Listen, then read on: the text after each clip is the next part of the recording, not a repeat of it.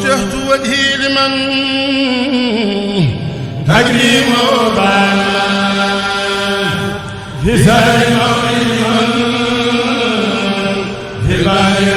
أعوذ بالله بسم الله barke borom Touba asalaamaaleykum wa rahmatullahi taala wa barakatu lii ab bataaxal la bu Sëriñ Touba masa bind benn taalibeem bu tudd soxna Penda Diop di soxna si baay bu ndawam si biir dénkaaneem bu am solo boobu ñu gën a xam ci jawaabu soxna Penda Diop sëriñ baa ngi ci digal lii soxna si ak bépp soxna su murit ak bépp julit bu jigéen.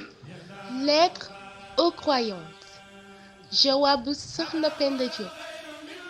Ces importantes recommandations étaient adressées par Cheikh Ahmadou Bamba à une de ses disciples du nom de Soxna Penda Diop, femme d'un de ses oncles paternels de Sirkois. Dans cette missive fort célèbre, connue sous le nom de Jawaabu Soxna Penda Diop, le cheikh enjoint à ses disciples et par-delà elles à toutes les femmes mourides et à toutes les musulmanes ceci. maa ngi lay digal yow soxna si nga góorgóorlu ci muñ ak ragal yàlla sa boroom ci lu nëbbu ak lu feeñ soo ko defee dey yàlla dina la jéggal ëllëg.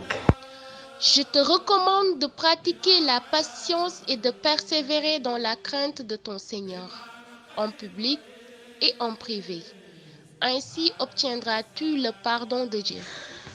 nanga sax ci tuubal yàlla saa su nekk ak farlu ci def lu baax kon bul jéng mukk jëm ci leneen lu dul ak jub. Repens-toi constamment en Dieu et persévère à toujours faire le bien. Ne te détourne donc jamais vers autre chose que la droiture. nanga sax ci nangu wet ngir jaamu sa boroom looy def dee ko def ci sutura te del suufeel sa kàddu saa yooy wax soo ko defee dey yàlla dina la gërëm. Sois toujours humble et modeste. Agis toujours dans la discrétion et évite d'élever ta voix en parlant. Ainsi obtiendras-tu la satisfaction divine. yow soxna Penda di la dese ci sa giirub dund bul jóge ci mukk jëm ci loo xam ni leeru la ne dagan na ci lislaam. Durant le restant de tes jours, ne te dirige plus jamais vers une quelconque chose dont le caractère licite en islam n'est point évident. Del moytu bu baax jëw ak rëy del saxoo noppi ak muñ. Abstiens-toi strictement de tomber dans la médisance et l'orgueil. Persévère à cultiver le silence et la patience. del moytu bu baax wax lu amul ak ngistal wala bëgg siiw nanga moytu naw sa jëf wala di bañante ak sa moroomu mbindeef yi. Évite le mensonge, l'ostentation de même que le penchant pour la célébrité et les honneurs. Garde-toi également de tomber dans l'autosatisfaction ou la haine envers tes semblables.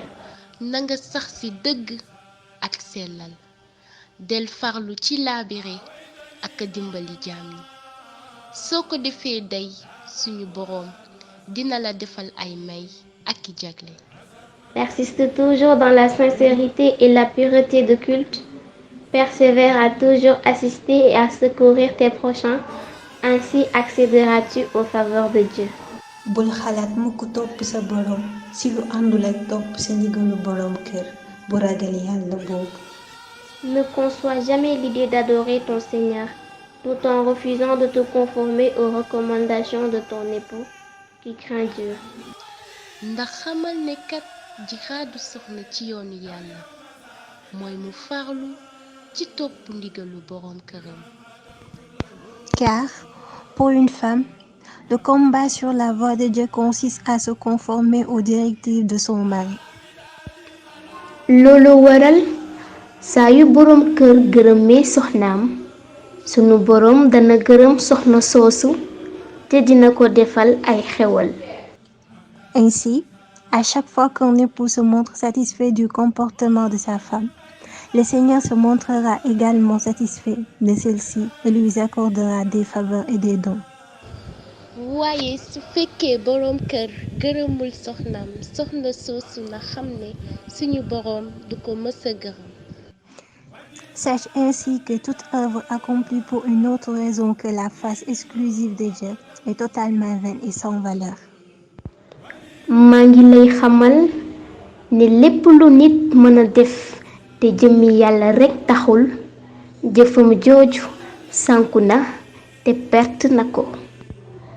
Sache enfin que nul ne pourra se sauver du châtiment divin à l'au-delà s'il ne parvient à s'abstenir de 4 péchés graves que sont le mensonge, l'orgueil, l'avarice et le préjugé négatif systématique envers le Créateur et ses créatures.